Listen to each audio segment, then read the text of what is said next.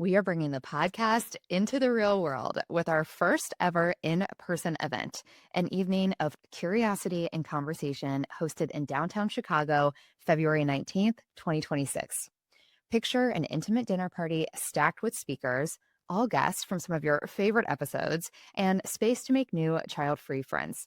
Seats are limited, so you can read all the details and get your ticket by visiting Curious Life of a Child-Free Woman/2026 event.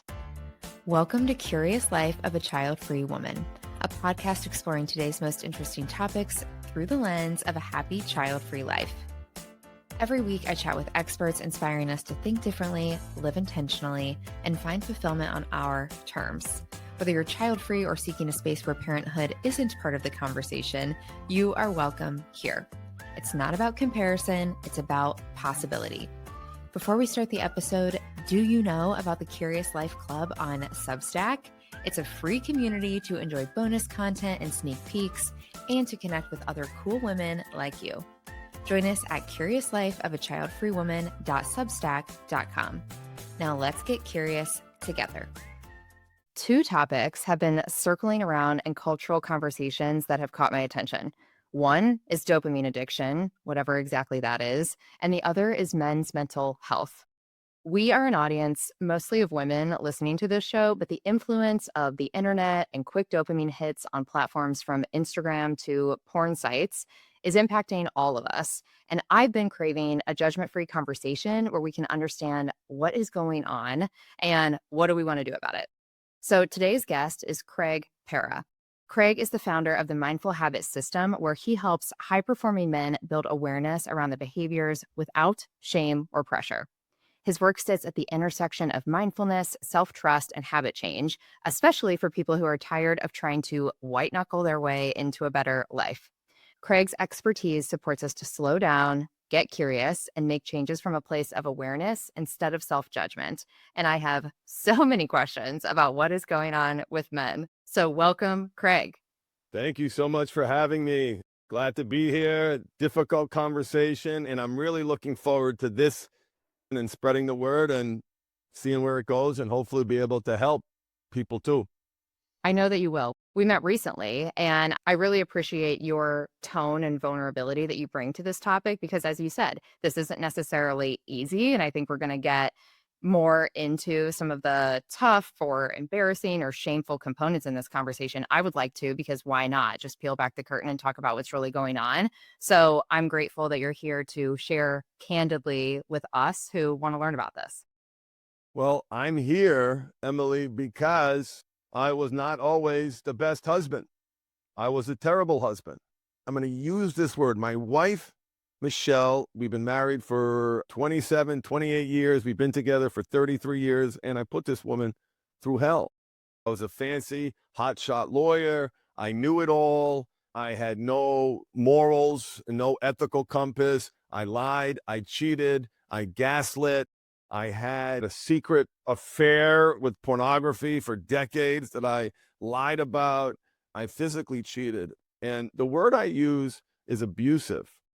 And that's a tough word, but I say it, there's a part of me that just feels this urge to be, hey, before we Mr. Fancy Pants over here, life coach for the stars and has all the solutions and is great at what he does, that's where it started. So this is something that I personally experienced, the lying, the compartmentalizing, the lack of empathy, the selfishness. This was a journey that I walked. And so I want to be really upfront about that to kick things off. How does it feel? I really commend you saying that and sharing that because you don't have to, right? And you're volunteering that, which helps us understand where you're coming from. But I think it also just brings into reality how this is going on and happening in families and marriages and relationships. How do you get to a place where you can describe yourself as abusive in a public forum like this? A lot of work. Not anymore, but I had started therapy in my 20s. I experienced sexual trauma as a child. I experienced physical abuse as a child at the hands of my mother, along with the mental abuse that comes with that. I was groomed by a priest who later killed himself after getting credibly accused of molesting 2 children, so I was right on the edge. I had all these issues, and who bears the brunt of these issues is my wife. I told you, she does not like that word. She does not see her journey through that lens, but it's my way of saying, of owning my shit. And also by owning my shit, giving people hope that people can change and people can grow. And so I like using that word, and where it's highly relevant here, I personally think that having a secret sex life and lying about it is abusive. So we can do sex addiction, porn addiction, is it addiction, is it not addiction? We can have those conversations all day, which won't get us very far. But the women who are listening and thinking to themselves, like, am I crazy? I'm not a prude, but is there something wrong with someone gaslighting me about what they're doing and when they're doing it around a subject that's so important? That's abusive because of the impact that it has on many of the women listening. I'm sure of it. I work with the guys and I support their partners, Emily. I'm in the trenches every day. God, sometimes I feel like a 54-year-old alarmist as they get more and more grays. Like, it is crazy out there. We weren't wired for this. Look at the socialization and normalization of OnlyFans. Empowering. And we can respect that. We understand that. Freedom, autonomy, choices. But again, what we're talking about is the impact. Look how normalized gambling is. Can you watch a sporting event without seeing A-list celebrities promoting either liquor or gambling? And that line blurring between porn and mainstream is almost obliterated. So, yeah. It's very validating to hear you talk about the magnitude of it, because I am also sure there are women listening who feel the shame that women feel as partners when this is discovered, the gaslighting, as you said, to feel like, oh my God, okay, maybe I should calm down about this. Maybe this is normal. Maybe this is men being men. And then, of course, we go into the spiral of maybe I'm not enough. And that leads us down a really dark path as partners. But just to talk about the sheer numbers and the impact, and you're not alone if your partner is engaging in these things, and we can talk about what that means, and is it good, is it bad, is there ever a time that it's okay? You mentioned the word addiction, like what's too far? I imagine it's hard for men to talk about this and to bring it up if they feel like, whoa, I think I am maybe venturing into addiction territory. It's hard for women to bring it up too, because everyone carries that shame that my boyfriend's doing it, my husband's doing it, and that feels like it's a reflection on us. No, it's he's choosing this instead of me.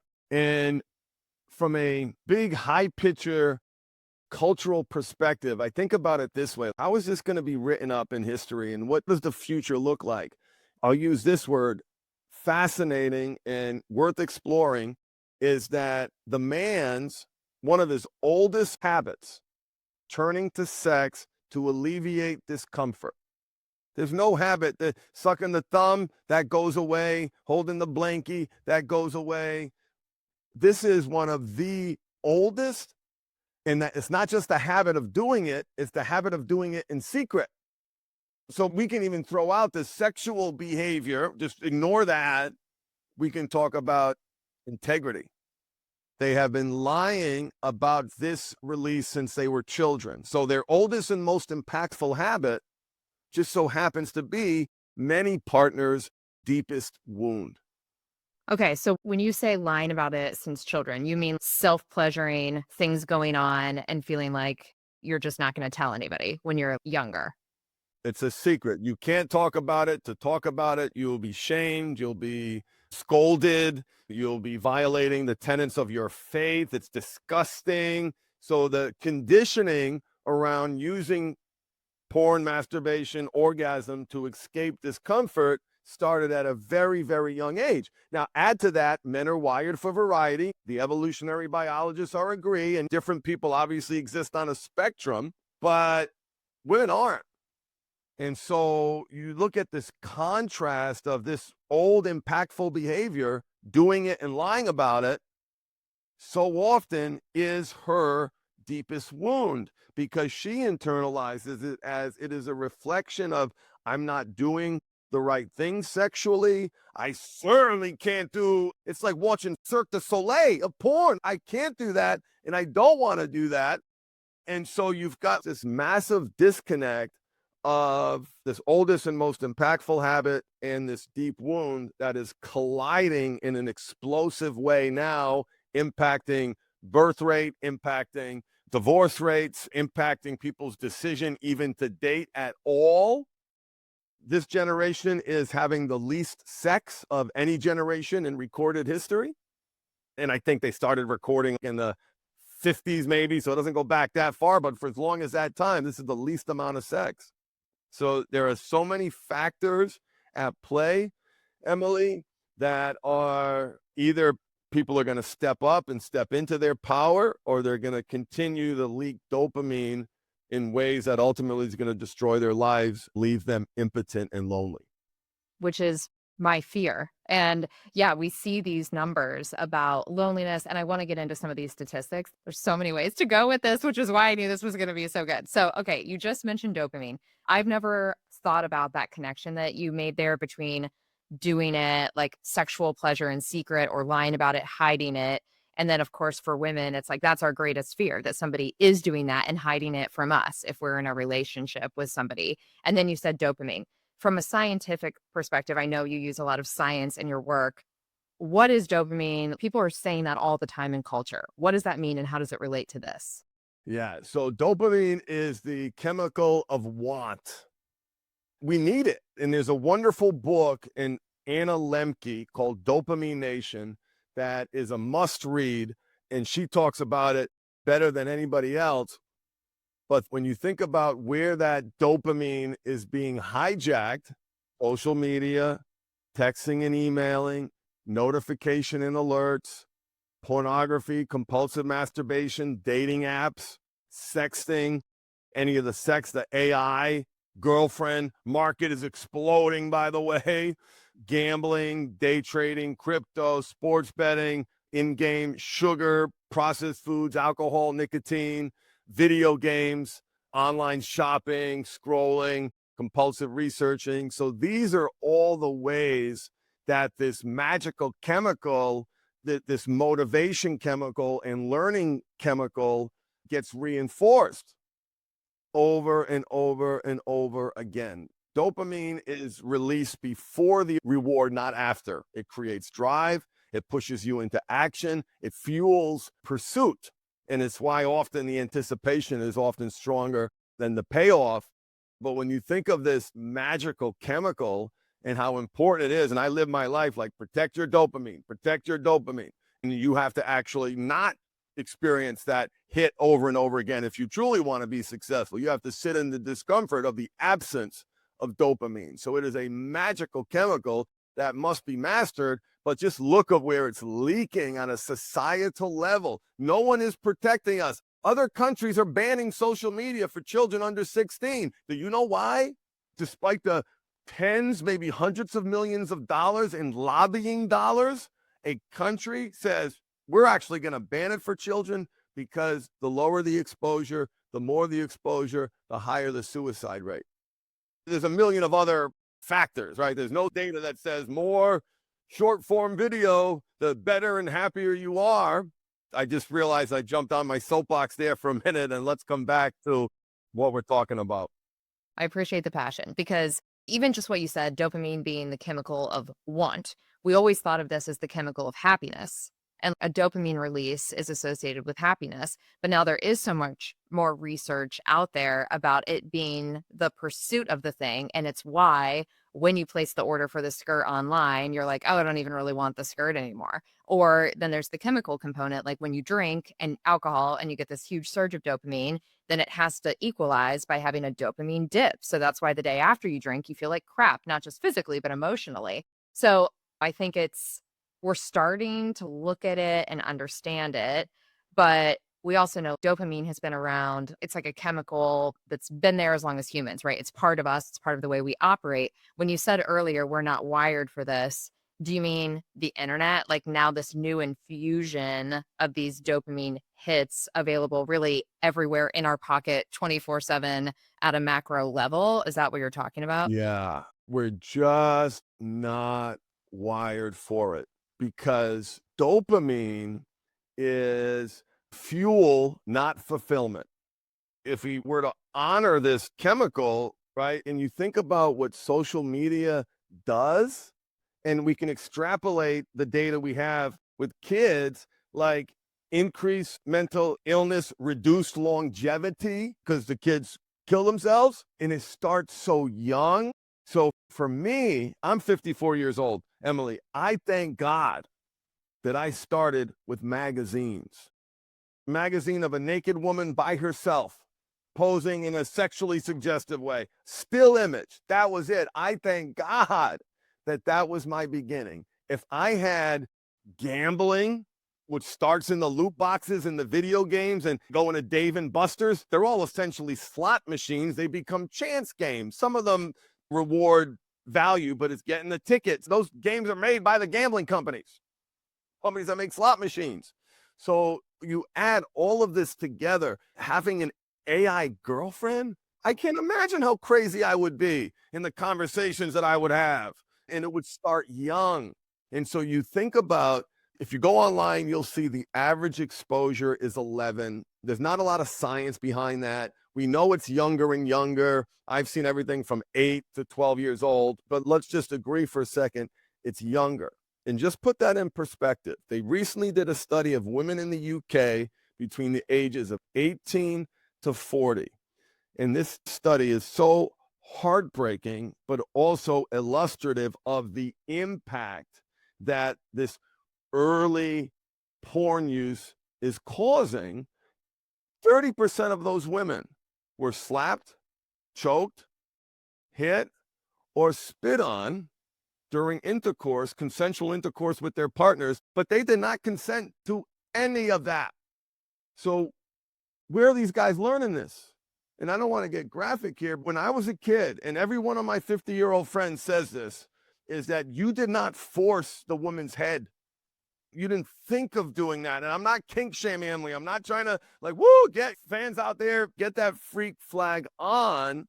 But I do know more and more women are feeling pressured to do things that were unimaginable 20, 30, 40 years ago. Unimaginable. Did not even exist in the cultural lexicon, and is now a daily request.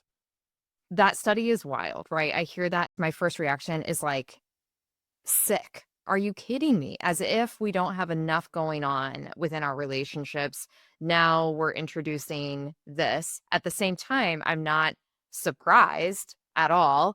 And if we can zoom out and see porn content like any other content, we went from Atari, the first video game, to now we have realistic combat. We're upping the ante all the time in all of these visual constructs. So I guess I'm not surprised that porn has gotten more extreme and the things that are being shown.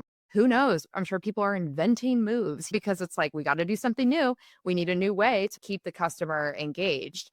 And I feel the same way. No shame. If you like that, if you're into that within your relationship, or if you're not in a relationship, on the face of it, that's fine.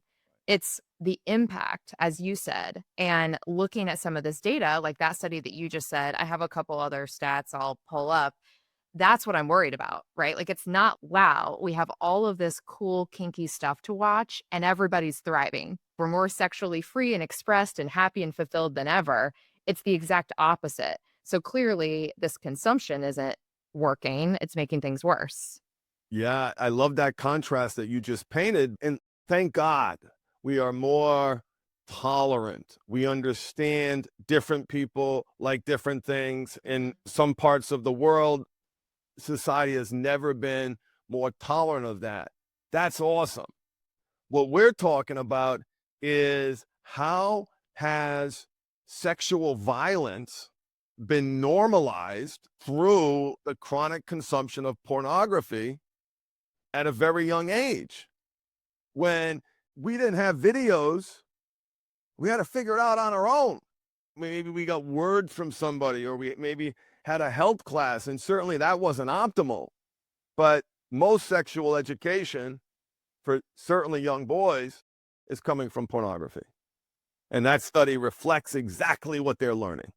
Man, it just the expectation is set. It makes me sad on both sides because you're so young and impressionable. You're so insecure. You feel like, I don't know what I'm doing in so many areas of my life. I'll just try to model this thing. And then it goes both ways, right? Because maybe boys are watching it and they're introducing these ideas without even thinking that you need to have a conversation about what you're both into, which I can't even imagine teenagers having the maturity to do that, even though they're sexually active.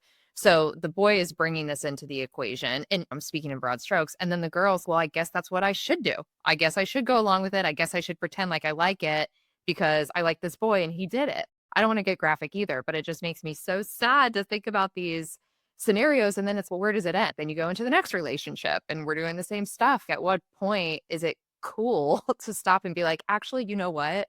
I hate this. Here's what I would like to do instead. That's just not part of the conversation, it sounds like. And look at the data. You would think with this sexual revolution, people would be having healthier sex, they'd be having more sex, it would be more pleasurable, it would be more enjoyable, it would be whatever. It's not. In fact, people are having less of it than ever before, as far as we've been measuring. Think about that. There's a footnote in the study on Japanese birth rate, and there are a lot of factors, generational, age, society, and whatnot, but there's a footnote, and it's we must continue to explore the impact of pornography, which means, to me, they know, they just haven't gotten the data sufficient to support that proposition. And listen, these are choices we made as a society. We could have solved this problem back in the internet. We could have fixed it, right? There's all sorts of things we can't do. We got a rover on Mars.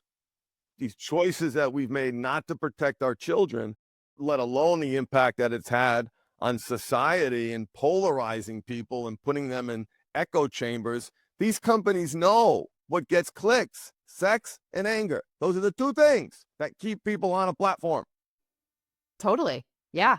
I mean, it's undeniable. And again, it's disappointing, but it's real. And I don't want to be like, oh, that's so sad, and then just turn away to it. I want to be, okay, let's look at the data. As you said, the birth rate thing is really fascinating for those of us listening here who are child free for a variety of nuanced reasons. We get all kinds of questions over the course of our life of why. Like, why don't you want to have a baby? Why are you giving up this opportunity within your life?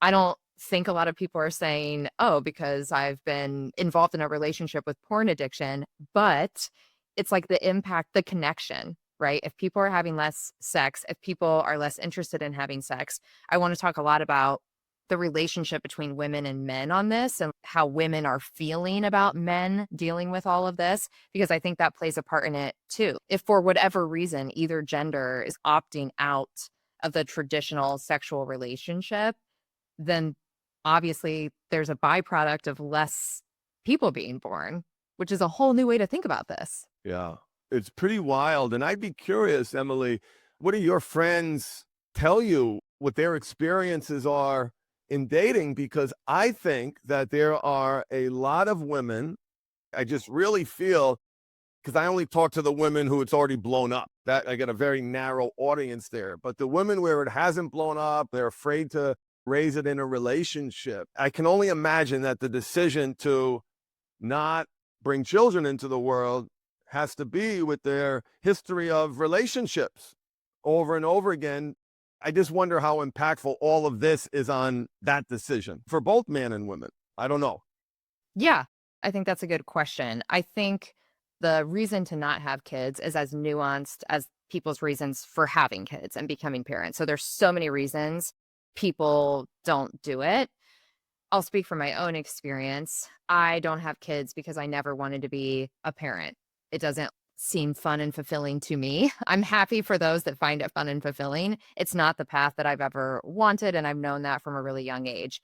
I feel really blessed to have really healthy relationships and great ex-boyfriends that had a really cakewalk of a life in that area. So that doesn't factor in for me.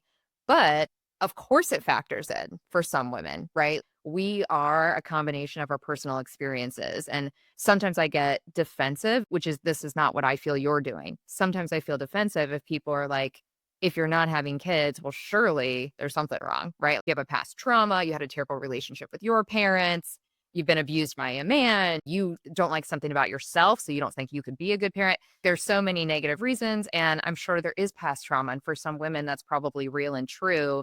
There's also a lot of reasons not to have kids that are simple, and you just don't wanna do that. Just like some of us wanna live in a city, some wanna live on a farm, right? It can be a lifestyle choice too.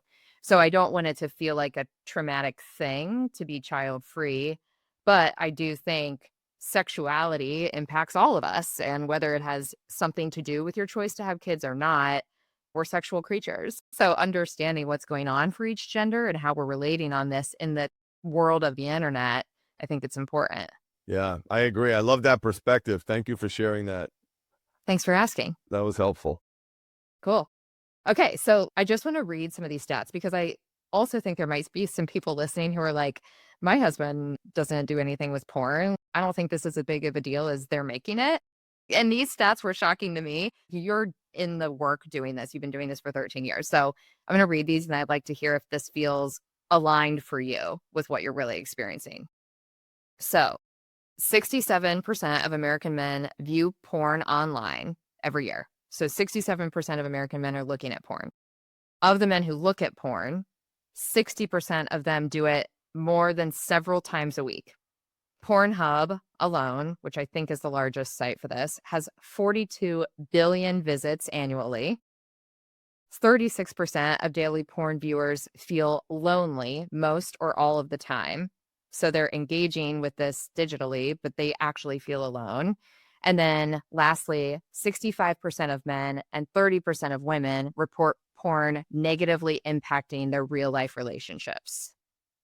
Yeah, that's my life, sister. The community that has developed from this podcast is incredible, and I am so excited to meet in real life. We're hosting our first in-person event, an evening of curiosity and conversation focused on the power of self-expression. Picture a luxurious dinner party, luxurious drinks, mingling, mixing here in downtown Chicago on February 19th, 2026. And the event is also stacked with speakers from some of your favorite episodes. Trisha Brook is delivering a custom keynote on the power of using our authentic voice for positive influence. We have a self-expression panel featuring sustainability expert Ashley Piper, transformative wardrobe stylist Shelley Carlson, and nervous system expert Olivia Marie. The event is going to be kicked off with an intention-setting meditation hosted by Nadine Cherry. These are the voices we already love, and now we have the opportunity to meet face-to-face. Come to learn, ask questions, connect with cool child-free women, and embrace the kind of inspiration that lasts through the entire year. Seats are intentionally limited to keep this intimate, and tickets are first come, first serve. So if you've been listening to the podcast and thinking, I want to be part of a community of women like this is your invitation. Grab your ticket by visiting curiouslyofachildfreewoman.com/2026 event. I cannot wait to see you there. Does that feel right to you? Does that feel like it's understated, overstated? It feels like it's understated because this exists on a spectrum. And so you've got on the sexual health spectrum, from a treatment provider's perspective, you go right, the more sex addiction you are. The further right you go, the more religious the treatment is, the more it's oriented around sex addiction, which is porn is inherently bad. On the other side, you've got what is called the sex positive community. And they are much more of, hey, it's not bad. It's bad if it's bad, but is there shame driving your feelings around it? So you've got these two perspectives. And I've always find incredible value in the middle. Can we right now acknowledge that, let's not even call it porn? Can we imagine couples using erotica to increase their sex lives? Heck yeah. Can we imagine someone who's lonely, who enjoys watching sci-fi and watches porn, but is not in secret? Whatever the reason, there's lots of reasons. We can accept all of that. However, if we agree that our sexual drive is one of the most powerful forces in the human condition, which evolutionary biology says it is, and testosterone, if we are directing that energy towards shame and secrecy, how can you stand in your power as a man lying about that expression with your most intimate partner.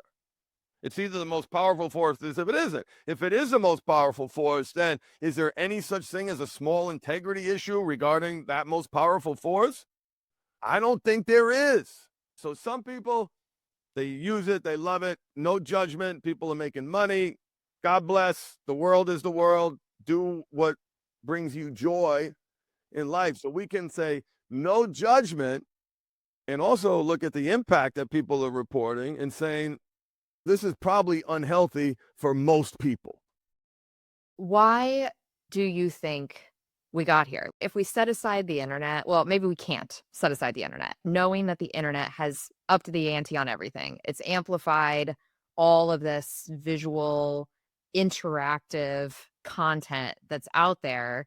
But when I read that last stat that 65% of men and 30% of women say it's impacting their real life relationships negatively. So it's like men are engaging with this in large numbers. Men are also upset about it, or at least they recognize that it's a problem. It's having a negative impact.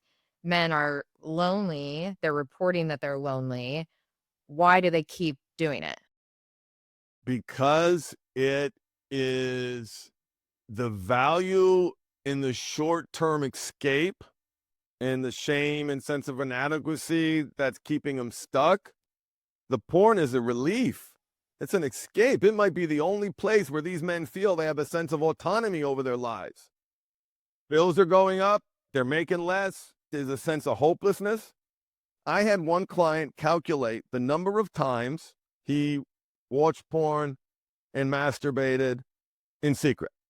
And I also asked him to calculate how many times does he think he brushed his teeth. And there was a long period of his life, he didn't give a crap about his teeth. The number was staggering, Emily. The frequency in which men are doing this, it started at a ridiculously young age, and the repetition over and over and over again, because it's a relief, because it's an escape, because it's a reward. Then you add difficult childhood, it's your oasis. It was my safe place as a child. It was mine. And I could go wherever I want, do whatever I wanted. And so it's this warm, comfy blanket. You have to get uncomfortable to take off that blanket and step into your power. It takes a lot of work. It's why I like to say the cure is the aggressive pursuit of a great life, because I want to tell everybody the solution isn't sobriety. The solution is you kicking ass in life. That's the only way you can overcome the wiring that has occurred over decades in many cases. That's the only way you can counter it. It's so deeply entrenched, and we're wired for it, and it's easy. It's exciting. It's titillating. We are wired for novelty. How many images are enough? Never enough. We want more. That context, thank you for sharing that. I think that's really helpful because it's easy for women to just get pissed and be like, look at these numbers. It's messing with your life. It's messing with us. It's messing with me. Just quit it. And to put it in that context, when we can see the whole person, all the challenges, all the struggles, mental, physical, emotional, whatever else is going on, of course, this would be the easiest, quickest, simplest way to feel better for a little bit. And we know that we do this with other substances, of course, too. Same situation with alcohol and cigarettes. I don't care that everything is so big to fix. I'm going to do this for 15 minutes, whatever that thing is, even though we know it's going to cause this ripple effect of consequences. So I think that's good for us to just think about the whole man, not just this habit. I'm so glad that you attached to that, because it is really important. Because a lot of women say, like my wife said, who isn't wired for addiction, and I've been addicted to almost everything, just stop. For the love of God, just stop. And while I can respect that and her willpower and drive, she's had some medical challenges, and boom, she's everything she's supposed to, doesn't deviate, the blood sugar's perfect all the time. She has that level of discipline. I don't. And so it is one of the most difficult things that a man can do to create healthy, to reduce shame, and do the work to actually control that powerful source. It'll be the best work of their lives, but it ain't easy. The wiring is deep and it's natural, and the frequency and how it's escalated thousands and thousands of times. They've turned to this escape. And like I said, when guys start my program, I won't say this, but if they happen to hear me saying it to another guy in the group, porn was safe. Think of that word safe. This was their escape, their release, their reward. That makes so much sense hearing you say that. I wouldn't have come there on my own, but hearing you say that, that makes sense. Do you think that that safety that men are feeling within that escape becomes a barrier from having a real relationship with a real person? Does that feel more dangerous then? Absolutely, because it's not until it ruptures, until they realize that, oh my God, this is a ridiculously important force. Of course, I can't be thriving in other areas of my life. And of course, I can't be showing up for my partner, especially as guys get older. Your 20s, you're on fire, but things slow down. And there's a limited amount of energy that is there. And when that's going in one direction, it's not going in the other. It's not going towards your partner. What is a rupture in your work? When are people raising their hand or stepping forward to say, I need help? We're actually thinking of doing a training on this. The rupture comes in one of two places. In the overwhelming majority of cases, it is a woman. Surprise, surprise, ladies. You're going to fix this too. Set the boundary. You're practically wiping his ass. And yes, you got to go a little further if you want this investment in time to pay off. It's when the partner says, dude, this is unacceptable to me. If it doesn't stop, I'm leaving. Or what it usually is, if you don't get help, I'm out or you're out. So it is the partner who drives where the rupture is too hard to ignore anymore. And it's also sometimes reflected in her personal growth journey. In the beginning, it's always, this is about me. He's doing this to me. And that every partner's journey goes from he's doing this to me to I don't have to let him ruin my energy, my space. This is his issue. He's making these choices. I'm not responsible for those choices. And it's a very powerful awakening when that happens. That's the other prompt that guys push them into therapy or push them into coaching is when the partners, I'm done with this dance. You do you. They just get further and further apart. So that's primary reason. The partner's had enough, puts her foot down, and usually that's centered around him getting caught doing something he said he wasn't doing. So maybe she was tolerant of the porn, but now he's engaging with women on Instagram thirst traps. Think of all the micro ways to cheat now. Or he's got an OnlyFans subscription. Or he's texting somebody from work in an inappropriate way. The second rupture is when the man sinks to a lower level. He doesn't have that partner around him, or the partner doesn't know. He still may be keeping it secret. It's when he sinks to a place and did something that was on his I would never do list, or the realization that this is really impacting their lives in a powerful way. But those are the two areas. Partner insists on it, and guy hits a lower point. Okay. I want to talk about our role in this as women, as partners. I think it's easy for women to get a little bit superior in a conversation like this and think like ick or annoying or hurtful or XYZ, whatever, about this male habit that we're talking about here. And I just want to remind us as women, and I'm saying this to myself, we have our own crap, right? And we can get into a whole thing. I think when we talk about traditional porn, it's not made for the female gaze. They're not centering the things that we're into, but there's a million other things women get really into. I think it was actually that author you mentioned about dopamine. She talks about her addiction to romance novels. There's a reason 50 Shades of Grey went viral. There's a reason Twilight blew up around the world, and it's not because of the writing. We have our own ways that we're fantasizing or having these secret things in our head. So I know that sometimes in girlfriend conversations, things just escalate and it ends up with boo men, how disgusting. Let's not forget we have our own stuff too. And I do think we want to help. And especially if we zoom out of our own relationships, whether this is something that's playing out in your personal life as a listener or not, let's think about the men that we're all dealing with, our friends, our brothers, the people we work with, looking at these stats and then adding in the numbers on suicide, depression, all these things with men's mental health. If we see a connection, we do get mad about feeling like men need our help. We've had to deal with so much crap. We're still getting paid 83 cents on the dollar. We're still fighting for our reproductive rights. I think that it's easy to have an attitude that's, we'll figure it out, boys. We've had to figure it all out. We don't really want to help you. But that's not true. I care a lot about the mental well-being of the men on this planet, starting with the young ones all the way up to the old ones. As women, what do we do to be supportive without feeling like we're having to take charge?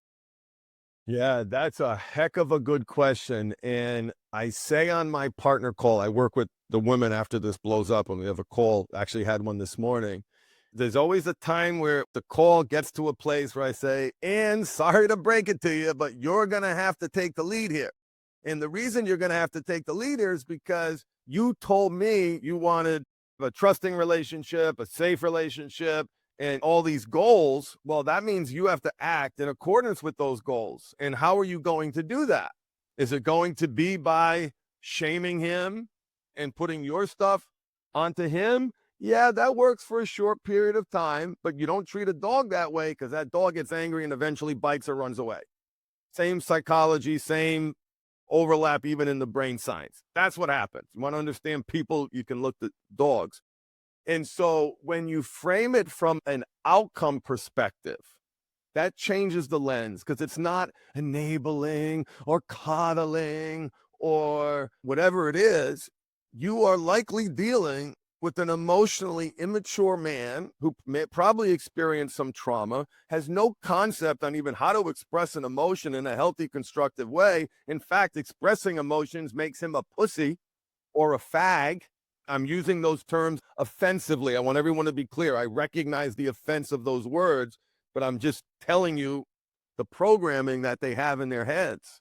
I was a hotshot lawyer, Emily, but I had no idea how to regulate conflict in my relationships without anger or shutting down. Those are the only two tools that I had. So what would happen? I say something, Michelle would get angry. I project my mother onto her. I would use her reaction to justify my behavior. I deserved it. What a bitch she's being. She's yelling. She's screaming. She's complaining. She's not recognizing the 12 hours a day and da. I had all these covert contracts. She wanted to be happy. So what the women listening are dealing with, maybe not that extreme, but it is absolutely somewhere on that spectrum, because the data proves it. You are more emotionally intelligent. You are less lonely. You do have a statistically higher number of a friend that you could reach out to when you were down. Most men say they have nobody. When you step back and you're like, I realize, and I've been thinking about this, we're the same busted up creatures as you guys are. Maybe that's my way of trying to humanize these problems that overlap with everybody, but are in some ways unique to men. And there's a lot of brokenness in the world right now, and that brokenness is being rewarded and reinforced. And so this is what we're dealing with. And so what can you do as a partner to be a leader in your life, to build and create the relationship you want? That's a gift, to make that discovery and to own that outcome. So that's the perspective I wanted to share. When you frame it from a what do you want to accomplish perspective, well, making a disgusting face when you answer the question that you asked, you might pause on that. You might, okay, wait a minute. Also acknowledging the disgust and feeling it. This isn't about staying when it's beyond your moral capacity or there's a boundary that needs to be set. I'm saying if you're staying, one way is going to produce better outcomes. That's important to hear. I think it's generational rage, right? And a little bit of ego for us to be like, I'll react however I want. Don't tell us what to do. I feel that on both sides, but it also logically, of course, it's not productive to treat our partner that way. And if we are recouping a loving relationship, I see where we have a role there. What about men helping men? Like what you just said there about most of them saying they don't have anyone. They don't have a best friend. They don't have that person to go to, or maybe that person is their spouse or romantic partner. And then if that's on the rocks, they're more alone than ever. What else, from a societal standpoint, or just men supporting men? What can get better, or what would you like to see get better for men's mental health that has nothing to do with women? Yeah, I would like to see is more men involved in more male groups. Love that. Got mine.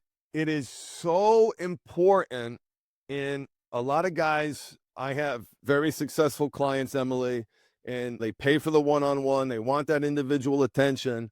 And I tell them, I said, listen, we can only do so much. It is not sustainable without community. You need a brotherhood to call you on your BS, to hold you accountable. And I ask, is accountability in business important?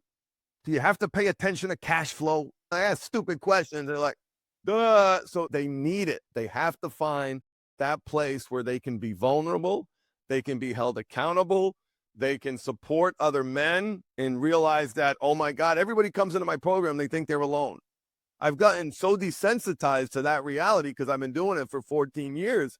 But recently I'm like, oh my God, they thought they were the only one carrying this shame, this a sense of inadequacy, imposter syndrome. And just for the people listening, that is at the root of every problem that I've ever worked with in those 14 years. Lack of love for self. People who love themselves don't lie. They don't self-harm, right? Because eventually it becomes self-harming. It's actually self-harming behavior. It crosses that line from pleasure to a net harm. There's so much about your work that I really respect. I think this is seriously so important. And I also love that you just said that about community and brotherhood. That's an area when I look at the loneliness statistics or when I see these things, which are out there, you can slice the data a million different ways and it's clear across the board. Women have community, women have friendships. We form these groups, men don't.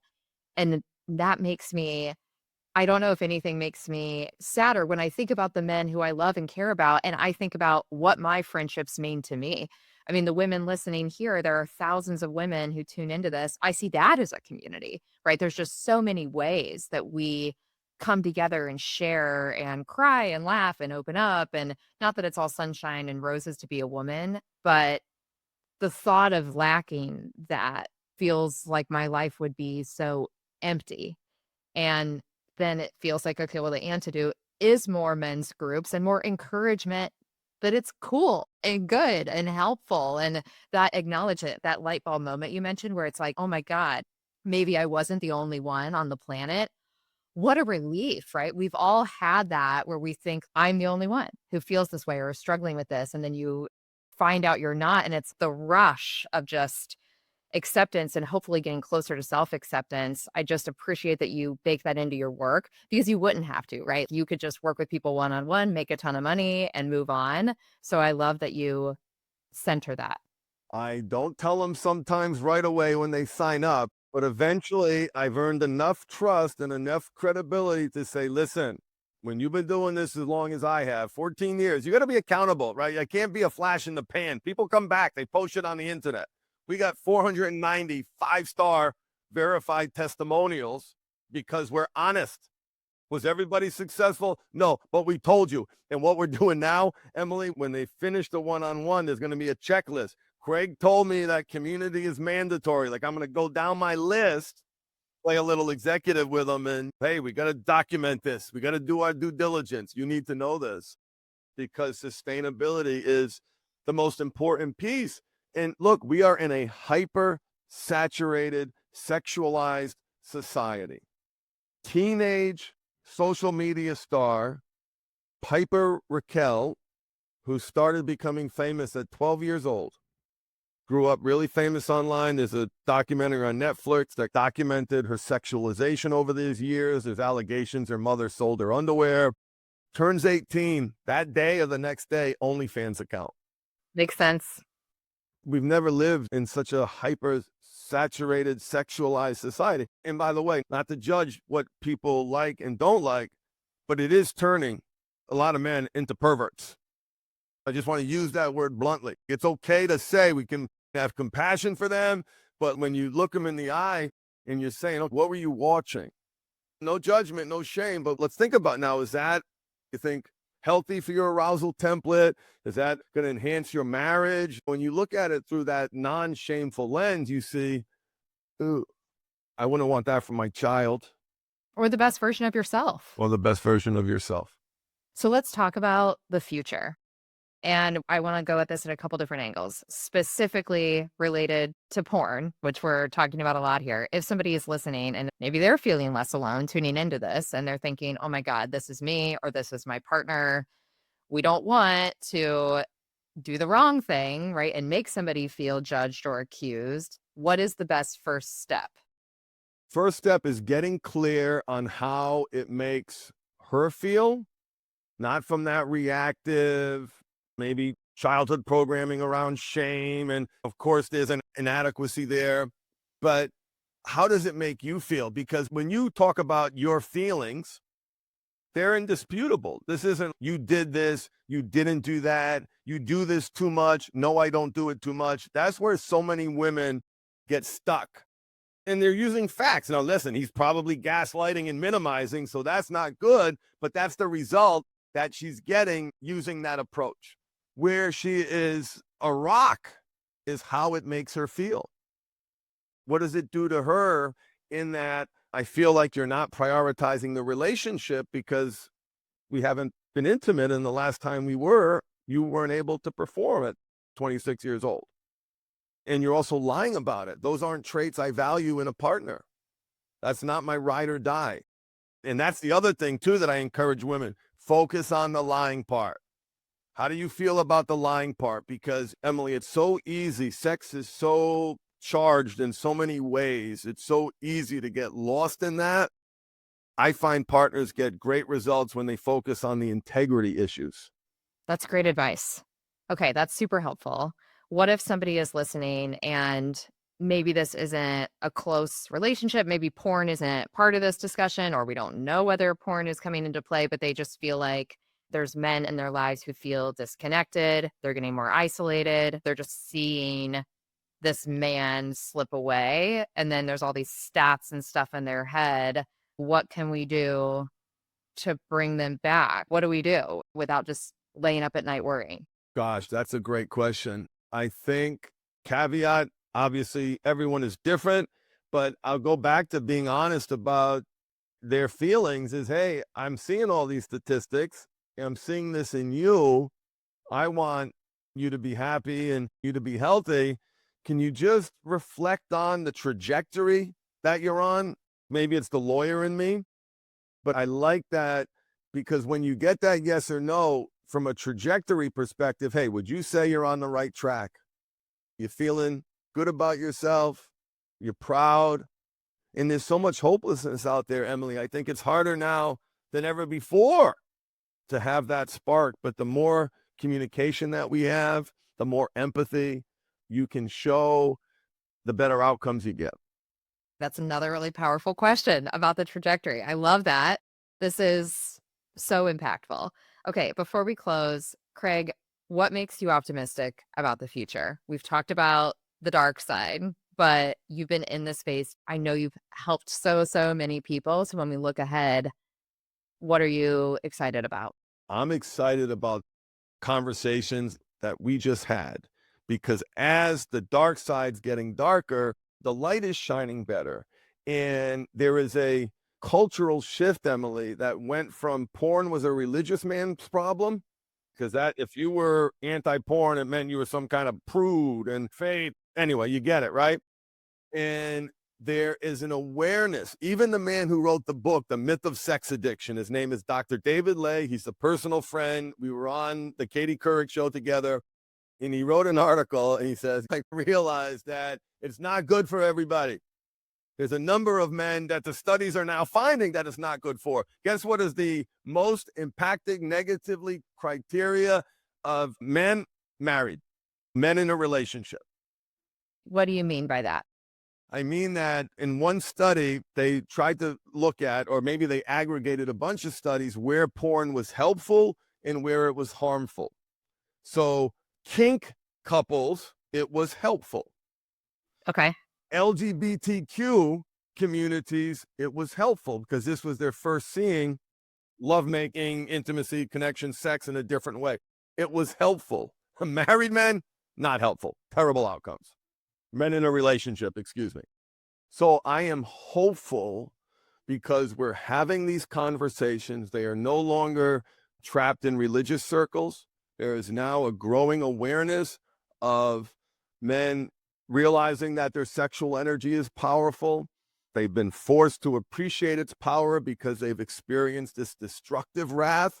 And that experience has forced them into a life of self-growth and learning and personal and professional development, because that's that continuous improvement you need to channel that most powerful force. It forced them to prioritize their relationships and prioritize legacy. And more of those men are going to be saying publicly to their friends and to their children, hey, we need to talk about this. And those more conversations are going to lead to greater awareness for the people that are willing to do the work. Beautiful. Thank you for the work that you're doing with men and with partners and partnerships and people. I just think this topic is so important. No matter where we are in a relationship, genderless, whatever, it's out there, it's happening, and I appreciate the optimism for the future. Thank you for spending all this time with us. You're very welcome, Emily. This was a blast, and I'd love to hear feedback, what the women listening are thinking and hearing, and where did I irritate the heck out of them, and maybe where something landed. And so I look forward to that, learning about that. Yes, as always, we'll make sure, Craig, all of your information is in the show notes so that it is easy to reach out for anybody listening who does want to step forward. As you can tell by listening to this conversation, Craig is incredible, and I can't think of anybody better suited to offer support if that's something that feels of interest. Don't hesitate. No, and thank you, Emily. If you're listening, I have a podcast called Patterns of Power. The website will be in the show notes. And the reason why it used to be called Sex Afflictions and Porn Addictions, that was the name until 2 months ago. Then I realized, one, no one could share it with anybody. They couldn't listen to it in public. But I want to create a place where men can come and say, oh, I've got a whole bunch of different issues. I'm learning about my narcissism, my ego, a little mindfulness, a little habit stuff. And oh, let's talk about our sexual power. So the goal of the podcast is to be an accessible place to bring men into high performance, whatever brings them in, versus porn. Because that's scary for a lot of people. And it's repelling for a lot of people too. So that's a smart shift. And women listening, share that podcast with your partners too. I mean, I love it within the framework that it is for high performers who want to perform better and own their personal power. We can share that around. Love it. Beautiful. Thank you. Thank you. If this episode sparked something in you, come and join the conversation on Instagram at Curious Life of a Child-Free Woman. You can find more stories, guest insights, and moments that remind us why curiosity is so important. Speaking of curiosity, we're hosting our first in-person event, an evening of curiosity and conversation, February 19th here in downtown Chicago. Seats are intentionally limited and tickets are going fast. So get yours by visiting CuriousLifeOfAChildFreeWoman.com/2026 event. And serious bonus, our keynote speaker, Trisha Brooke, has generously offered our listeners access to her free monthly workshop series. To learn more and sign up for the workshop, visit the link in the show notes. Until next time, let's stay curious together.